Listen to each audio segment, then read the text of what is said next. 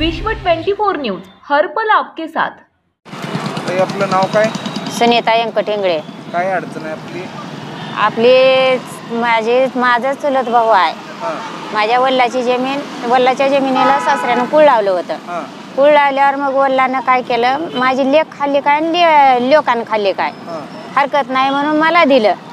मला दिल्यावर मग ही चुलत भाऊ माझा, तुझं काय इथं म्हणून जमीन गेली, हे पंपाऊस झालं, त्याच्यात पंपाऊस झाल्यावर त्याच्यात गेली 2 एकर आणि 2 एकर गेल्यावर राहिली किती 4 एकर माझी।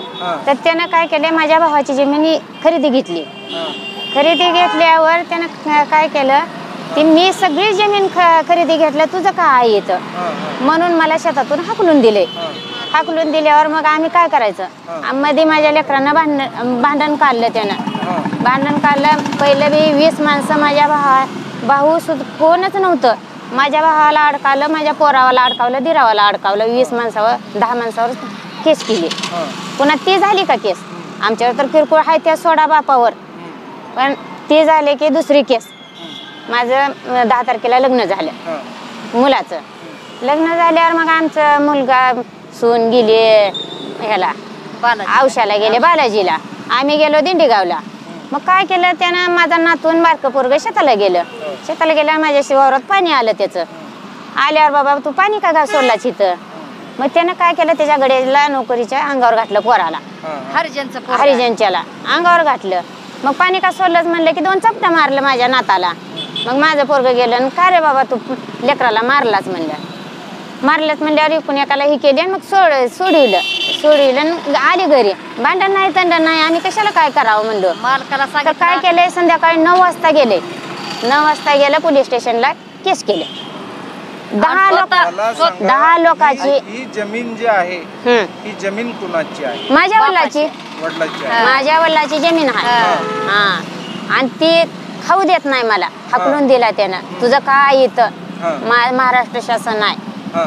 तुझं किती वर्षापर्यंत जमीन आपल्या ताब्यामध्ये आहे? आता हे 2 वर्ष तर झालंय। 2 वर्ष हे सोयाबीन काढलं आणि आता ऊस लावलं। 2च वर्ष झालं। आतापासून माझ्या सासरा, माझं लग्न व्हायचं जन्माच्या आधी कुळ लागलेला आहे। मला किती वर्ष झाले बघा आता, जन्माच्या आधी कुळ लागलं तेव्हापासून आमच्या सासऱ्यानं खाल्लं। मग माझ्या वडिलांनी मला दिलं तिथं। मग तेव्हापासून आम्ही खात होतो। आता या 2 वर्षात त्यानं केलं तसं 7-12 कोरा केला मुद्दाम त्यानं महाराष्ट्र शासन लावलं आणि तुझी जमीनच नाही म्हणून मला हाकलून। माझे व्यंकटराम इंगळे। माझे सातबाऱ्याची नोंद कमी झाली साहेब। माझी हे 2011 नाव होतं माझं साहेब, त्याच्यानंतर कमी झालं माझं। मग माझी मागणी आहे की माझ्या सातबाराप्रमाणे नोंद होईल। माझ्या वडिलोपाची कुळाची जमीन 12 एकर 31 गुंठे, त्यातली माझी 90 गुंठे संपादित झालेले आहे। राहिलेली जमीन माझी सातबारा येऊन ही माझी मागणी आहे। मला सांगा, किती वर्षापासून आपण उपोषण? हे साहेब मी जवळजवळ 15-20 वर्ष झाले साहेब हे कुठाना करतो मी। मला कुठेच न्याय मिळाला नाही। आतापर्यंत आपल्याला काय तहसीलकडनं काय रिस्पॉन्स मिळाला? काय नाही, सगळे निकाल माझी विरोधात गेले तहसीलला। मोजणी ऑफिसमधलं माझं तिथं रेकॉर्ड दुरुस्त झालं माझं। औरंगाबादला फाईल गेले, 3दा-4दा माझी फाईल गेले, माझी तिथं दखल घ्यायला तयार नाही। सारखी माझी माघारी येते फाईल। मग मला सांगा, आपण किती वेळेस तहसील कार्यालयाला आला होता? तहसील कार्यालयाला 100 वेळा गेला असेल, काहीच दखल घेतली नाही आपले। हे गेलेला बरोबर आहे, तुमची जमीनच नाही। मग कलेक्टर साहेबांची भेट झाली का? झालती की, कुळाच्या संदर्भात बोललो त्यांना, ते जाऊ आम्ही सांगतो करायला लावतो म्हणले आम्हाला। काहीच नाही, अजून काहीच झालं नाही? काहीच झालं नाही। मग मला सांगा, औरंगाबादला आपण किती वेळेस गेलो होतो कमिशनर साहेबांना? त्यांच्याकडे गेली आपली फाईल। किती वेळा गेलो?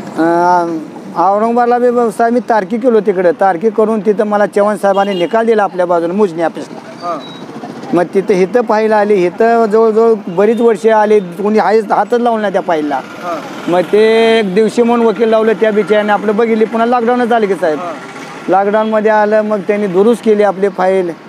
औरंगाबादला गेले, ते सही वाजून 4-4 महिने 6-6 महिने फाईल माझी पेंटिंगला पडली तयार होऊन। सहीला इथं कमिशनरच नसायचं, जेव्हा येईल तेव्हा कमिशन नसायचं. आज येणार, ह्या तारखेला येणार आहे, त्या महिन्यात येणार आहे. असे कटाळा वैतागून गेला जीव साहेब आमचा. मग मला सांगा, आपली जी ही जमीन आहे ही वडलोपार्जित आहे का कशी? वडलोपाची आम्हाला कुळात मिळाली 51-52 कुळ आहे माझा साहेब. आणि तुम्ही किती वर्ष तुमचा कब्जा होता? कब्जा जवळजवळ 10-15 वर्ष होता की माझा. हां म्हणजे 51-52 50 51-52 मला 50 50-60 वर्ष झाली. मग मला सांगा, संबंधित ही व्यक्ती तुम्हाला असं का टार्गेट करतो? ते टार्गेट काय करतो की त्यानं जमीन हळूहळू महाराष्ट्रामध्ये पंप हाऊस झालं, मोजणी आणली आमच्या वडिलांनाच आणि आमचंच कमी झालं क्षेत्र. मोजणीप्रमाणे केली आणि त्यात उडवलं आपलं. मग मला सांगा, तुम्हाला जर न्याय नाही भेटलं तर आपली पुढची भूमिका काय? मी आत्मदान करणार आहे आता शेवटी. माझं काहीच उरलेलं नाही. मग मला सांगा, आपण सरकारला काय जरा आपण शासनाला काय अल्टिमेटम देणार आहात? मी माझं सातबाऱ्याला नाव जोपर्यंत देत नाही तोपर्यंत मी इथून उठणार नाही. मी आत्मदान नाही जर केलं तर मी आत्मदान करणार आहे. आणि तुम्हाला सांगतो साहेब, माझे 10 लोकांवर माझे 18 शीटचा गुन्हा दाखल केला या क्षेत्राच्या प्रकरणात. खोटा गुन्हा दाखल केले शेंडगे साहेबांनी. 100 किशी केला असेल त्या माणसाने साहेब माझ्यावर, खोट्या किशी, तरी मी टक्कर देत आलो साहेब. मग मला सांगा, आपण मुख्यमंत्री साहेबाकडे गेलो होतो, मुख्यमंत्री साहेबांनी काय म्हटले? त्यांना आता दिलं आपण त्यांना मी तर त्यांचं कलेक्टर ऑफिस आलंय, तिथं आम्ही त्याचं निवेदन दिलं. औरंगाबादला आता निवेदन दिलंय. मग त्याच्यात आता काय होईल किंवा आता काय आणि काय आम्हाला कळायला नाही. फक्त नोटीस आली आम्हाला, त्याच्यावर काय नाही. पैसे भरता साहेब, रोजगार करावं का इथे येऊन बसावं? 4 दिवस काम करायचं आणि इथं आलेलं तेवढे पैसे घालायचं आणि जायचं माघारी.